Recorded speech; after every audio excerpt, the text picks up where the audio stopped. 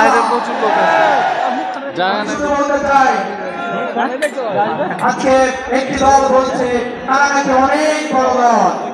আমরা শুধু বলতে চাই পৃথিবীর বুকে সবচেয়ে বড় পাহাড়ের নাম এই যে আমাদের হিমালয়, সেখানে কেউ বসবাস করতে পারে না, কারণ বসবাসের উপযোগী কোনো পরিবেশ সেখানে নেই। আমরা বলতে চাই পৃথিবীর সবচেয়ে বড় যে মহাসাগর প্রশান্ত মহাসাগর, এই প্রশান্ত মহাসাগরের মানুষ যদি খুব শখ করে এক গ্লাস পানি খাবে, এই লবণাক্ত পানি মানুষ খেতে পারে না, কারণ সেটা শুধু পানি নয়। আমরা বলতে চাই ওই আমাদের সবচেয়ে বড় যে সারা হাতি রয়েছে, সেই হাতির মাংস কিন্তু তাকে খায় না, এটা প্রয়োজনীয় মাংস।